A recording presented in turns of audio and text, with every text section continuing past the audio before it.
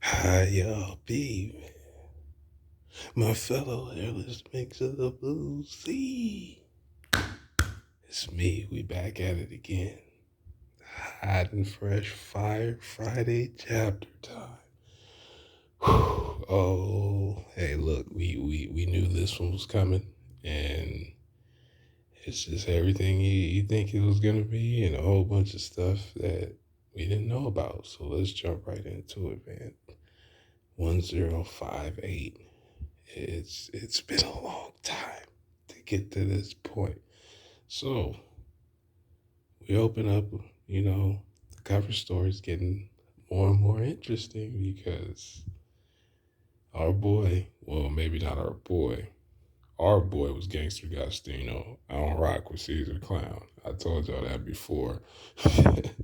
But it seems that he's seeking the Germa to try to help him, I'm assuming, escape whole cake, which is interesting given, Queen giving us some more info about Mads during the one arc where at some point this has to lead to Vegapunk, right? We have all these scientists talk about and everybody's waiting on Dr. Vegapunk. So um, it's just kind of funny to me. And then, I was like thinking, well, if Caesar used poison, the only one who probably wouldn't be affected is Beiju, given her abilities, but knowing Caesar, it might not matter, man. He's probably made some disgusting chemicals and materials before with his ability. So, I don't want to overlook. He might not be that strong, but he's definitely a problem. So we'll see. But this is going to lead to him in top five dead or alive, Judge Vince Smoke reuniting somehow, which is something that I've talked about in the past just because it just seems like it might be a thing. But with the way that this cover story is going, there's a little bit more viability to that, right? Not just picking things out of the sky. But we open up with, of course, the new title, man. The Phenom from Fuchsia. The goat with the coat, the rubber band, man.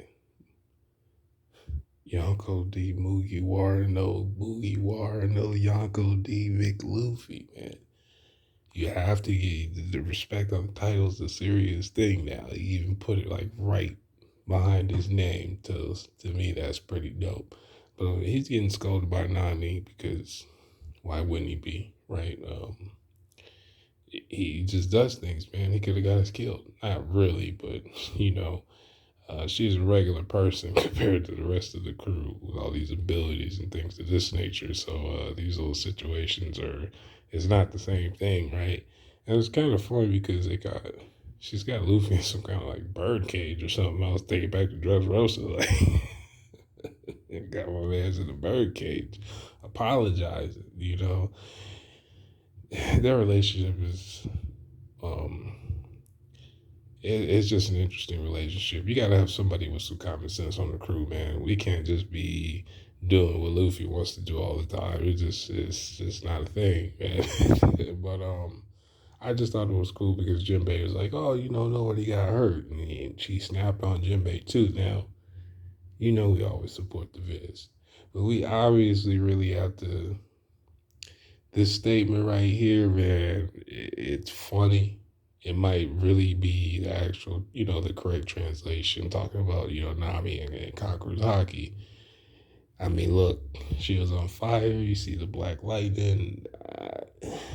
It would make sense, right? Because besides Garp, early on in the story, there was only two characters that could hurt Luffy or Dadon or, people that care about him, basically, are the only people who he's affected by physically, right?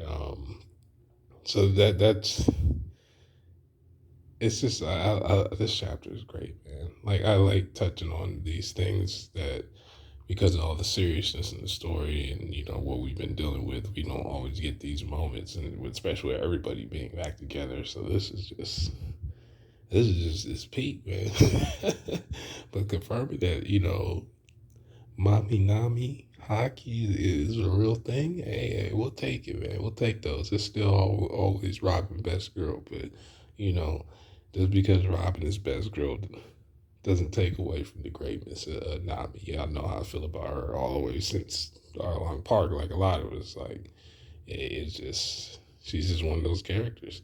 But all Frankie could really talk about was how impressed he is by the Sonny, which I think is interesting given what happens in this chapter. That Frankie's like, "Yo, look, it is what it is.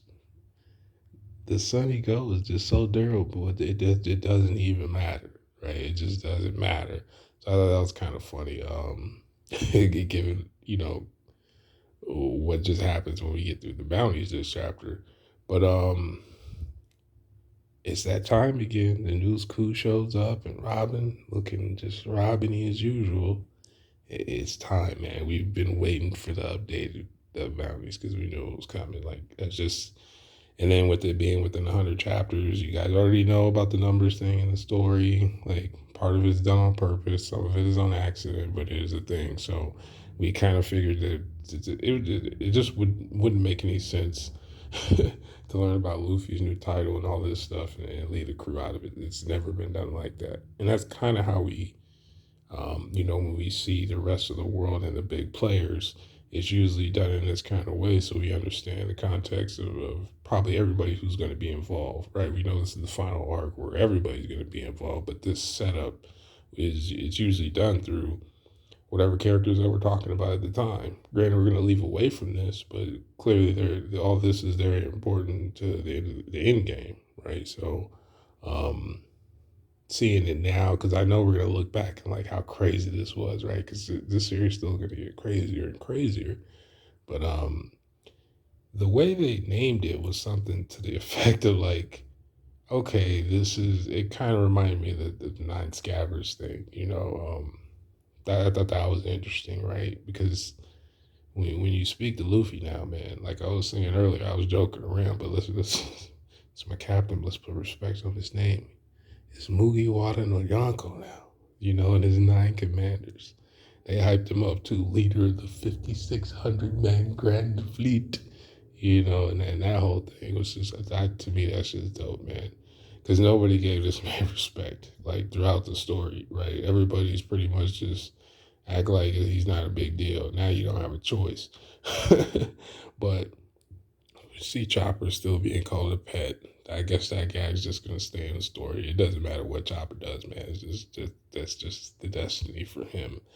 And all the little cutscenes each Straw had with their increasing bounty, and I thought that was dope. But how they did Frankie, man, that's typical older stuff right there, man.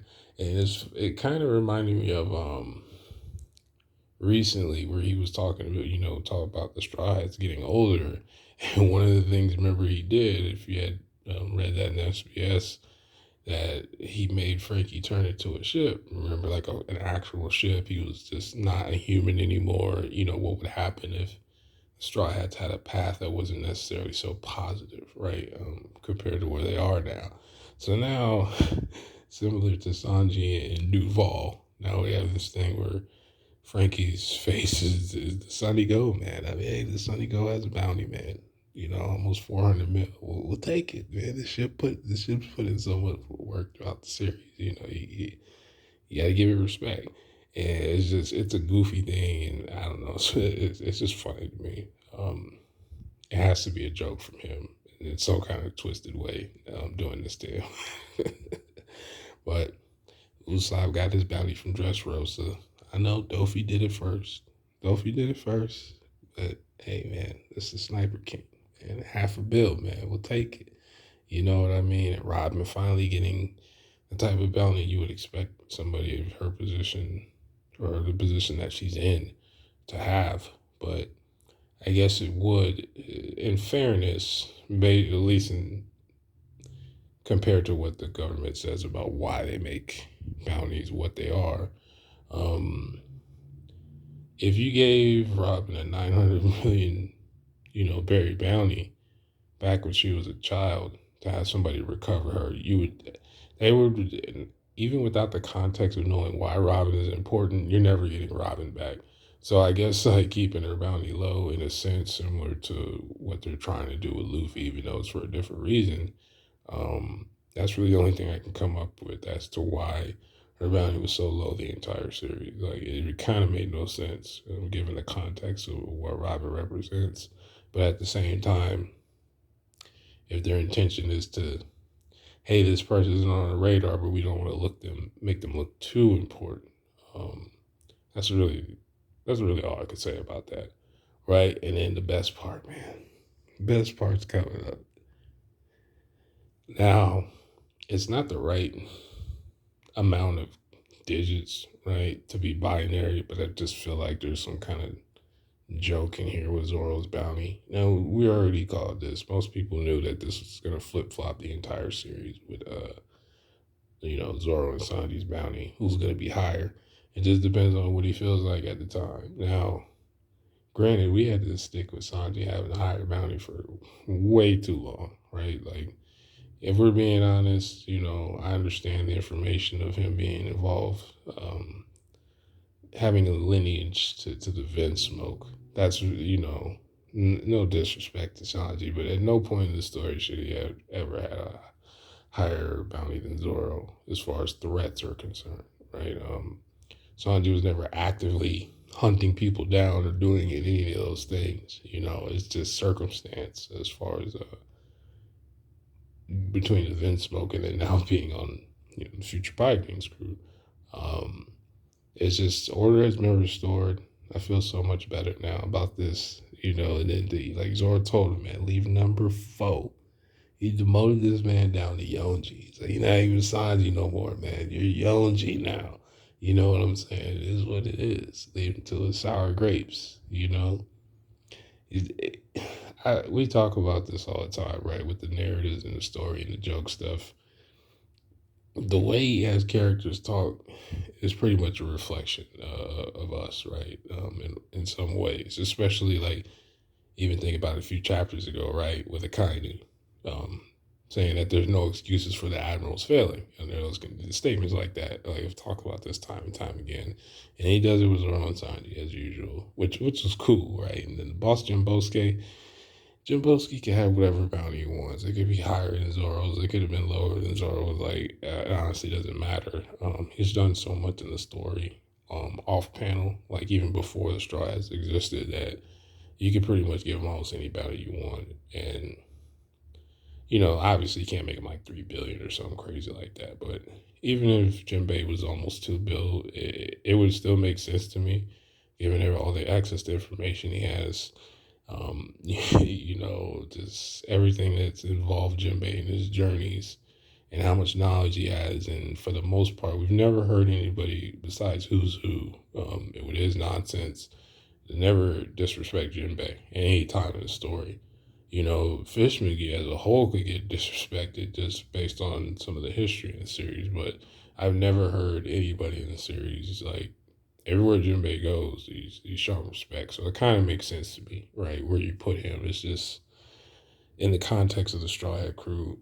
This is just it is what it is, And I guess by the same standpoint, if you could imagine if Yamato was on a crew, we have pretty much an idea on what her bounty would probably be around.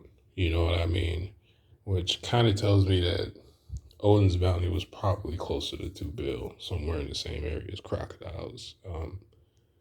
If he was a pirate running his own crew, things would be different, obviously. Some of that stuff is just circumstantial. When it comes to threats and strength, like, I don't know. I love bounty chapters, man. You don't get too many of them. So it's not like it's something we do, every 50 chapters or something. And it's usually important. But it's just the whole little interaction with Zoro Saji and Zoro basically telling him, watch your tone around number 2, man. And second in command, watch your mouth, man. Zoro's always been second in command, but we know how Agenda Peace works, man, when it comes to Zoro and Sanji. So right now we're in the time period where it's going to be some years before anybody can really say anything as far as the Zoro versus Sanji. So that it's gonna be funny. The jokes are still gonna be there, but they're so strong now that they're little clashes. Like how they did in the anime with the when Zoro cut the whole Sanji cigarette when he was trolling him about talking about his bounty was so low. You know what I mean? That's what I was thinking about during the chapter. But then we stroll on over to Empty Bluffs. Man, when it comes to selling dreams, boy, Buggy is top notch leader in sales because this man's been selling a dream this entire series. But we knew this, right? I think most people pretty much assume that the only logical reason why someone like Sir Crocodile and Mihawk would ever, at least from a reader standpoint, there's no situation that doesn't involve them being the ones who are superior, right? But to the rest of the world, it's Buggy Sama, right? But we know what time it was, and they pressed up on Buggy like, look, bro, Bootleg Buggy. That's gonna be his name for a while. Bootleg Buggy. I can believe he said that, but it's funny, especially y'all. Y'all already know I rock with ZFB, right? 124. That's been my man's for years, and it's been for with Green Bull, Fraud Bull, Fraud Coon, Coon Bull, whatever you want to call him at this point. Um, I'm surprised I even said any of those names on this channel because we said we just weren't even going to name him anymore. But during those chapters when he was talking crazy, he would do this voice, kind of, the same way he did for Orochi. And he had called him a government bootlicker. So he started doing this thing where if Fraud Bull was talking, he would like take one of his shoes and pretend to lick it, and talk it over, y'all know CFB. So that cracked me up to see that the same term, obviously it's for a different reason, but he's literally was calling Fraud Bull a bootlicker of the government. So to see Buggy talking about y'all lick your boots, man, like, it's disgusting. Hey man, Buggy, if you're gonna be doing all that, you might want to start an OnlyFans. I mean, at least get some money out of it. But we kind of figured this was pretty much like exactly how it went, right? And it's cool seeing all the old, the old. I don't even want to call them old timers, but they basically been in the story as long as anybody, considering they're at the beginning of the story when as far as like Buggy's crew and we might have to shift from Gangster Gastino to Gangster Galdino because Kendo Waxu, man, is back in the story. I mean, he had a point when he said to Buggy, like, yo, I don't remember officially working for you in the first place, but he's just like Buggy. So if the opportunity arises where it's probably more beneficial for him to work for Buggy in the future, because Cross Guild won't last forever, right? This probably won't be a thing for the entire series. Mihawk doesn't really have any direction. He just doesn't want to be bothered, Crocodile, we still don't know what he's up to. It's obviously something a little bit more sinister than what Mihawk is probably up to. And Buggy just wants to get paid. But when you owe Crocodile money, how do you owe Sir Crocodile money? Like, first of all, y'all did time in prison together. And owing people money in prison is not a thing. Like, it's just not really a thing. So it's just funny. Like, Crocodiles is basically on some mob hostile takeover type stuff. Like, hey, bro, you know, he said, I shot you the fair one, man. I lent you the money. He probably didn't even give him no crazy interest on it. He was like, that was me doing you a favor. Now I need my bread. I need all of it too. Like I need it plus the butter and the cheese to go on top of it. You owe me interest. I'm straight IRS you, man. So at this point, basically, Crocodile would be running every service that Buggy ever owned in its entire story, right? Everything up until this point. What I want to know is what does Crocodile need money for? Like I know he says because he just wants to start a new company. Well, what do you mean by that, sir? What do you mean by that? Because you've been looking real shifty and shady before you even came back into the series. But at the same time, it's really iffy, man, because we know Robin didn't necessarily tell Crocodile the entire truth. And it was a joke I had made, a while back during the Wano arc was like, during the Black Maria fight, or no, as soon as we learned that Pluton was in Wano, I remember thinking like, Robin saved Crocodile's life. because it was just as, Fraudbull told them, he is a deterrent. And we know Crocodile wants Pluton. Like, that's one of the biggest major threats at the beginning of the series. So had he known Pluton was in Wano, it's not like he would have went there to take it. Like, how is he going to do that? Especially when you find out how deep underwater it is. Obviously, he can employ other services, but he probably could destroy the borders of Wano, though, given with his ability. But I just, it's like it's a double-edged sword for him. Because if, like, how is he going to get down there? Not just because it's not only is he a devil fruit user, but you have one of the few abilities that really lose the water. So I thought that was interesting. But there's no Kaido now. And what if there's the possibility that there's other characters who can interpret Poneglyphs, for one, in the series, or two, through some unknown means? What if Crocodile found out Robin wasn't exactly truthful to him, and he actually somehow put two to two together during this time that Pluton was in Wano? You know what I mean? Like, Mihawk might not care about that stuff, but if Buggy knew that Crocodile went to go get Pluton, he would probably help him do that. Not that he really has too much of a choice anyway, but that's kind of the only thing I can really think about. Because I'm like, you have to imagine what Crocodile wants. And so far, that's the only thing that we know what he wants. But if he's starting, a bounty service against the Marines, it's kind of funny because at some point he'll basically be getting paid with world government money, right? Just because of how money works in the first place. Like, there'll be some point where Marine money will be funneled to Crocodile, and he'll be using that money to pay to kill war government people. Like, if this is top shopper stuff right here, boys. Like, Crocodile is not playing no games.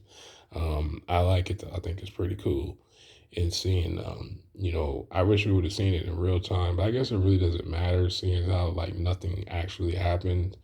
That Crocodile basically hit Mihawk on the Mushi, like, look, I know what's going on.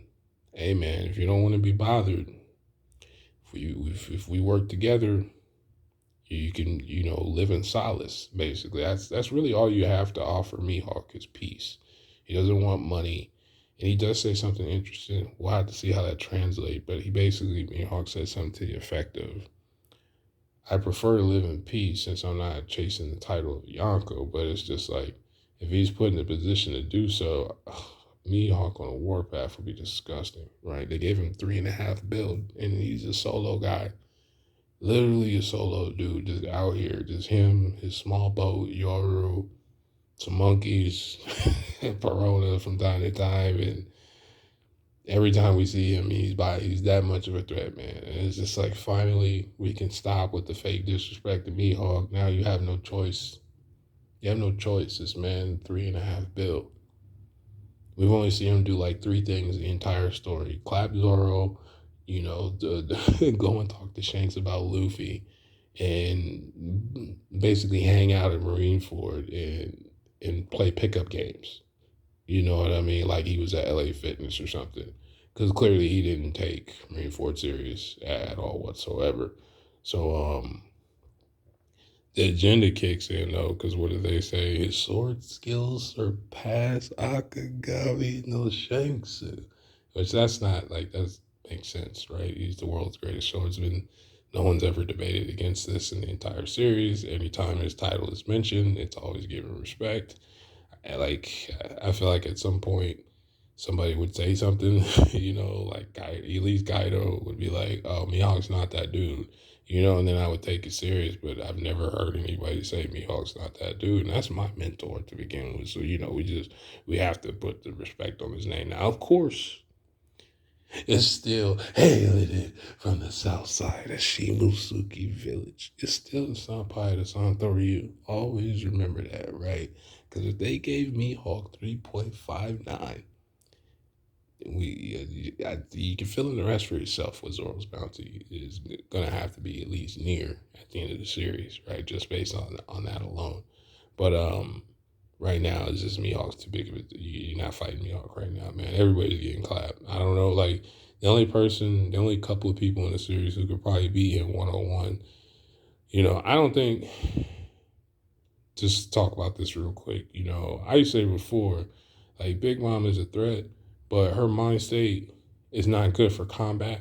So dealing with somebody like Mihawk, I could see like her devil fruit power is wild, but I don't see how that would work. It hasn't worked against stronger characters yet in the series. So she was pretty much not because he's stronger, but it's more of a strength plus skill thing, right? She's not that great of a swordsman to begin with. Like she has Napoleon, but let's be real. If we're just talking about sword fighting, like yeah, she has overwhelming strength, but what would that mean to somebody like Shanks or Mihawk? That's inside. So it doesn't mean anything. So she was one of the people, even though I think she's stronger than him, that Mihawk still would beat Big Mom. Probably Blackbeard too. Even within this time period, just because of what we've seen from Conqueror's Code and stuff like, and with Blackbeard having to deal with double damage, it's just I think until he completely masters whatever he's doing, he's still in danger of being killed by somebody like Mihawk. There's only like 3 or 4 people that if you told me that Kainu, Shanks or Kaido beat Mihawk, I'm like, okay, I have nothing to say. Anybody else though, it's just like it's just not happening. Not without narrative. I just don't see it. But yeah, that was cool. Like I said, Crocodile pulled up, was like, yo, and I wonder where Perona is. I'm guessing she left during that time period when he was like, yo, things are about to get thick. You might want to jump on out of here. Hold on. And she probably went to go find Moria, which is interesting because then that would lead her to the Blackbeard Pirates. And I don't know if that's in her best interest. I don't know what they would think about her ability, but it's just like, you got a devil fruit, man. You have no business being near the Blackbeard Pirates if you care about your life. Unless you're somebody who can fight them. If they like your ability, they're just going to take it. Just going to take it.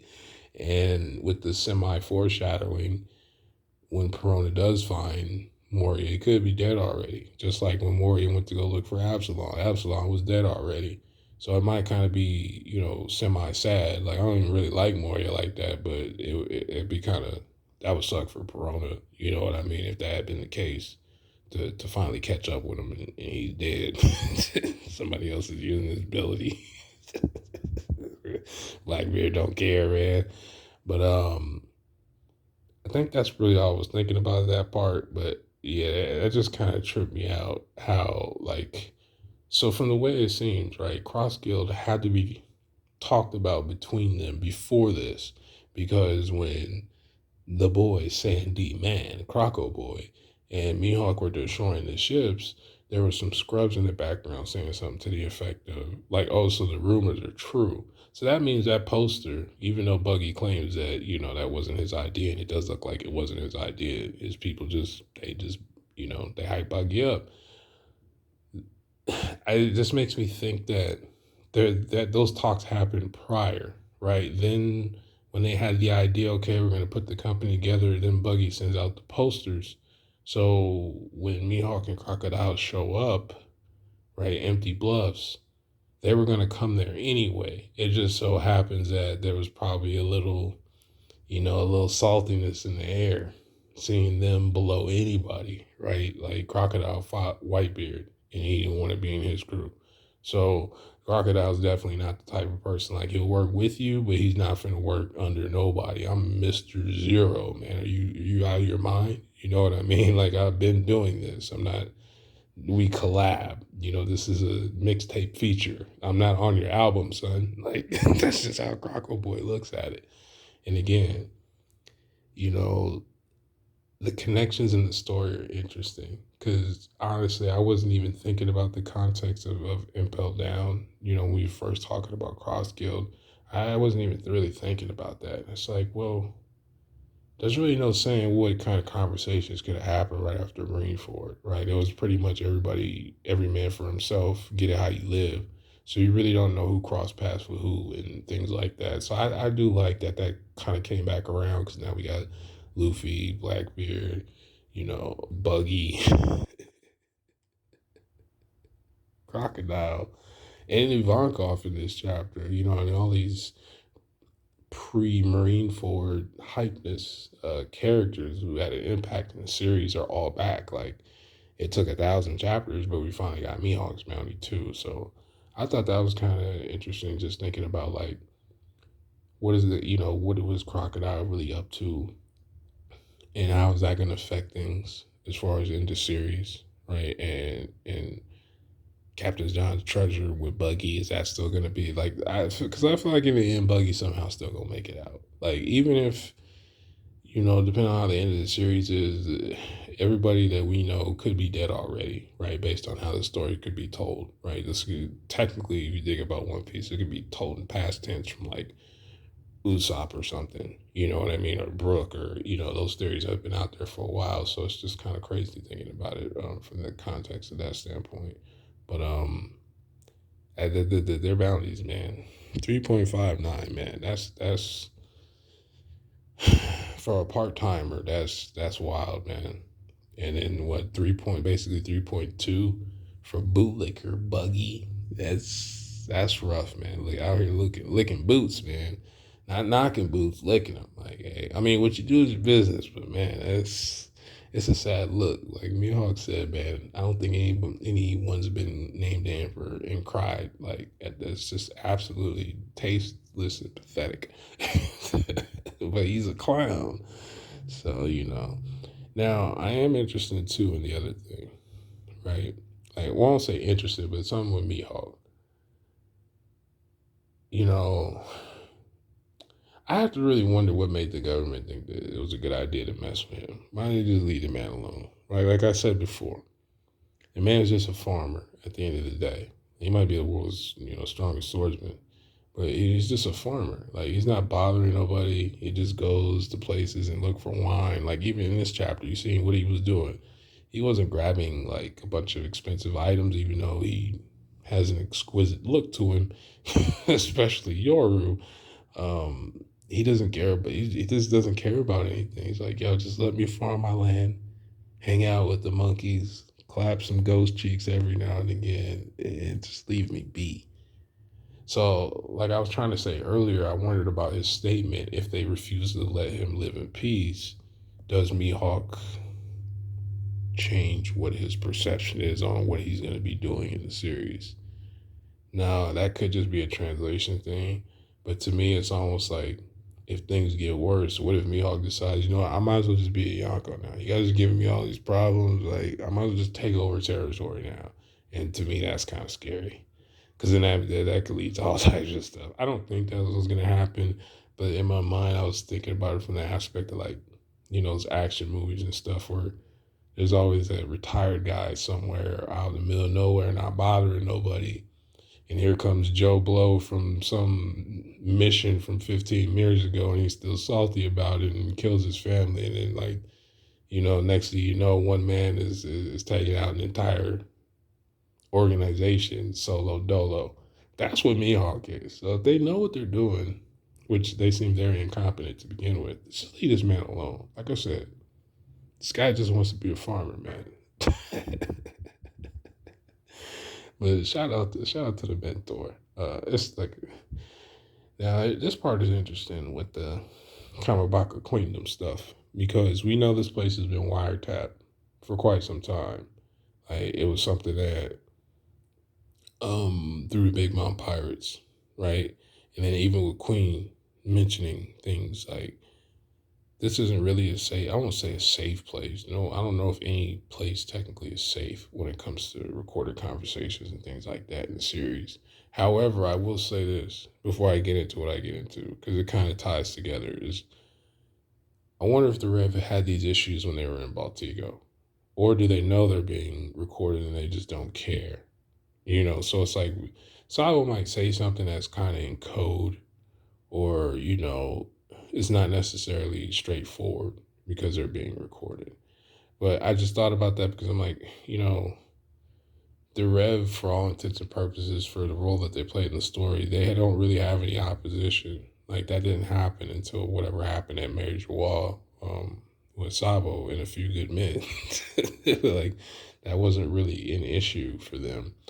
And it was something I brought up. I used to have talk about, you guys, some of y'all know I used to talk about cover chapters all the time and, foreshadowing, things of that nature, where basically I was saying that during volume 60, the A Sabo Luffy flashback, somewhere in that time period, Oda was setting something up with the Revolutionary Army. And if you think about Dressrosa, right, how they got found out was because of Burgess, right? Because he pissed off Sabo. And Sabo, this is where I start. I won't say I looked at his character different, but remember, we didn't really know adult Sabo. And Sabo basically talked about cracking human skulls like an egg and all that other crazy stuff. And at this time, at least now, when we first learned about Rio, it was apparent to me, at least to me. And I'm like, oh, okay, this is what Sabo used to fight with. Because if you think about how he was talking during Dressrosa and the core of things and yada yada, I'm like, okay, yeah, this guy used Rio. It makes sense now. Now, I'm saying this because of that statement that Sabo made. Here's where this could go a couple of ways. Right? There's the obvious way that this was a setup. He didn't do anything. Right? We have the option that he did kill him, but it wasn't on purpose. Right? Then you have on purpose. So let's talk about the accidental death. The situation where an accidental death could have occurred between Sabo and Cobra, it might be by somebody who mimics an ability, right? Someone like a Katarina Devon, someone like that. Not necessarily, Mr. Two, but that type of ability. We've seen before that there are characters who can mimic, shapeshift or body morph or something to that degree. That's what I could see, where it wasn't, the person, somebody could be impersonating Sabo or Cobra at that time period, right? We have that situation to where, to anyone looking, they're not going to know someone used an ability. All they're going to see is, yeah, Sabo killed Cobra. And this was something I talked about back, a few chapters ago when we were talking about this Flame Emperor thing, that it could be setting up for a split in the Revolutionary Army because, as far as the world is concerned, right, dragons never took any actions like these. And if you think about, like, again, Sabo suffered head trauma before, when he lost his memory and things have happened to him. And then, not to mention, technically being of royal bloodline and how much he hated Gold Kingdom and all this stuff. Like, Sabo might not all be all the way there. And what could have happened is, during the Rescue Kuma mission, say Stelly or somebody makes a bad comment towards Kuma's situation, then Sabo might snap. Look how he was ready to kill Burgess, like, over what he said about Luffy, which obviously he had every right to. But I'm just saying, Sabo might not always be there. And with how Devil Fruits, on paper at least, can influence someone's behavior, Ace was pretty hot headed, right? Akainu was pretty hot headed. Sabo's not shown to be hot headed, but he's definitely aggressive. He might be a bit more aggressive than what Dragon is doing, right? So, from the standpoint of the title, right, so what Sabo did is influential. But on the flip side, we know Cobra was actually one of the good guys. That's why it didn't make any sense to me. Why would the world government set this up this way? Like, on one note, it looks dumb because Cobra's not the type of person the Rev would be looking to go up against for any reason. Similar to King Riku, like, there's few in the series that we've seen that are just regular people. They're not craving for power or anything. They're more on the side of duty. So that's the way I was kind of thinking of it. You'd have this new age split where, let's say Sabo did do this on purpose, or even if it is an accident, because it's almost like an ends justified the means situation, where Sabo might look at this and be like, I didn't want to do it, but look what happened. We've gotten more done with me killing Cobra, accidental on purpose, than all the years of work that you've been teaching me.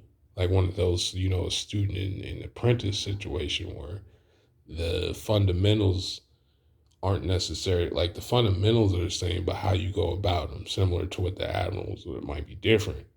That's the twist that I could see where it's like maybe this goes somewhere different than we're thinking. You know, I tried to think about that first because the most obvious answer is clearly is framework. But again, like I was saying, if you think about the results of what happened with so many people calling Sabo the Flame Emperor now, if the woke government set this up, it backfired.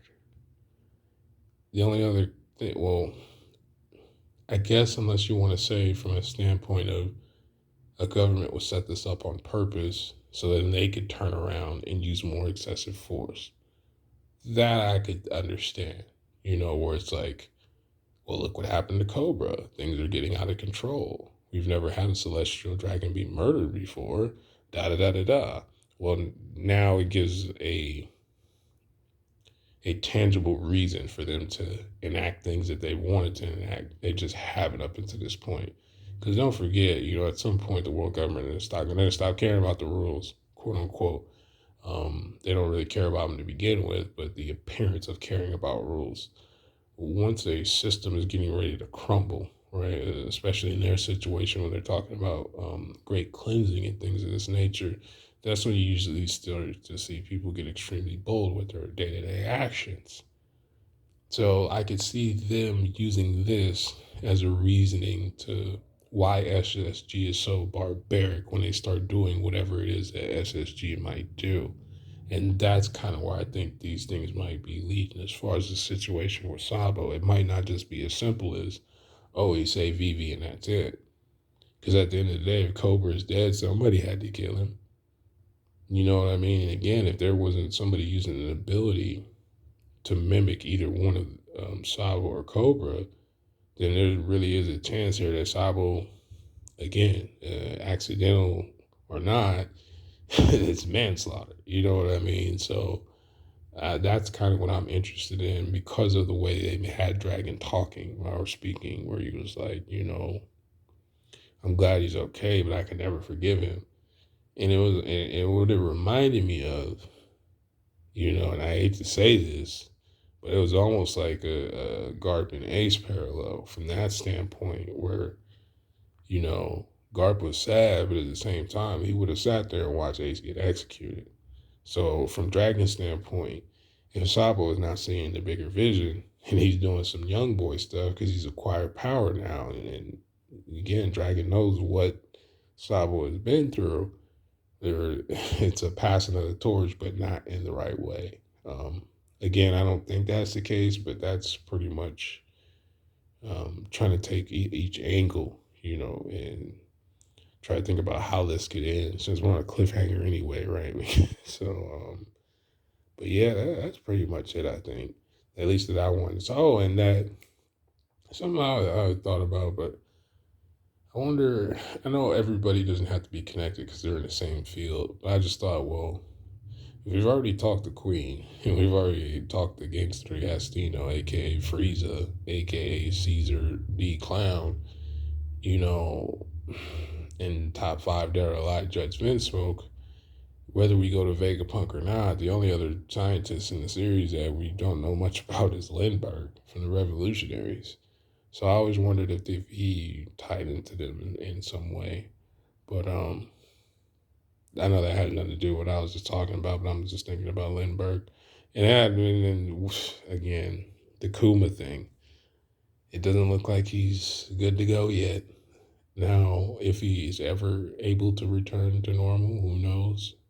I don't know how brain modification MK Ultra works in One Piece, but that's basically what they did to him. So it's probably irreversible. But seeing him say that, it wasn't a good feeling. Responding to Dragon that way, I'm yours to command, master. That's just, ugh. It's a statement like that. He just, ugh, ugh. The only time, like, I think that was, it was funny early in the chapter when Crocodile was like, yo, if you don't have my bread, Jack, I'm going to sell you to slavery.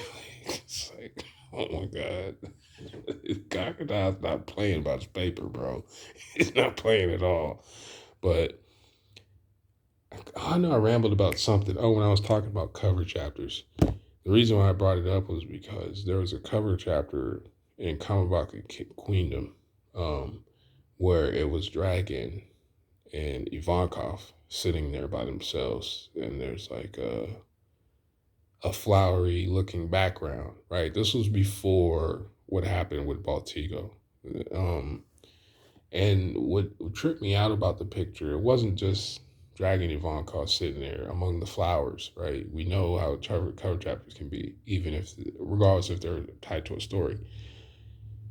They had a Denden Mushi that was black, right? It was just sitting there, which I thought was odd at the time. At the time, I was probably like my seventh or eighth, total reread. And, the more you reread, the more conspiracy theory like you get, whether you want to or not. It's just too much information, so that you connect dots that don't really connect. But I used to think that something was up there because I'm like, well, we've only seen black Denden Mushis used for espionage. Or the only other time I've seen one was with Kizaru, right? When he first came to Sabaody, that's what he had. He had Black Dendemushi. So I was thinking, like, how does that tie together, right? Why is that there? Because when they cover a lot, when they colorized that cover chapter, the snail was still black. So it wasn't one of those things where it just was a dark color and it was really red or blue or brown or something. In the colorized version, it was black too. So I thought that was kind of weird. And not necessarily weird, but it was just something that stuck out. And then I thought about the Burgess and Sabo thing, because Sabo is the reason why Baltico fell in the first place, right? Not realizing that, I get it, Burgess was almost dead. So I guess almost dead people, unless your observation is a little better, I guess you can't tell if someone's almost dead who's near you. Um, that wasn't the case with Kaido. He knew Luffy wasn't dead. Well, at least the first time he knew. Actually, the second time he probably suspected he wasn't dead either. But anyway, like you can still sense a character whether they're dead or not. So I know Sabo's not like a super super top tier character like that, but that was something I was thinking about. Like, whoa, was that foreshadowed before with having a spy, being spied on? Because basically they were spied on by Burgess. At the time we didn't know that, but that's how far back I thought about this situation, like what was going on with the Rev, and I don't know, man. I think it's something weird. Um, I just think something's going on that's not what we think it is. I know sometimes One Piece is extremely very simple, and we have a way of overcomplicating things, but something about this, like Dragon's face, and that is just, it has a vibe to it. So this is quite the cliffhanger. We'll see what's up. I don't like that we have another cliffhanger that revolves around Sabo, but I guess we got to wait at least at the bare minimum of 2 weeks to figure out what's going to happen. Be safe out there. Enjoy your narratives, because man, that Beehawk better swordsman than Shanks. People are going to take that all kinds of way, even though it's always been obvious because it's never been questioned in the series. But this was crazy. I haven't slept since I read the chapter, and hopefully I have time to get to some content. I only got to watch one stream this morning. That was my guy, my goat. We was up early this morning over on Recon channel. But that's it. That's it, people. I'm gonna start rambling. So enjoy your chapter, enjoy your narratives, enjoy your weekend, and we actually. I know I say it all the time, but I might talk about something tomorrow. But I have it would take me at least 30, 40 chapters to reread for what I'm looking for. But anyway, look out for that. Peace.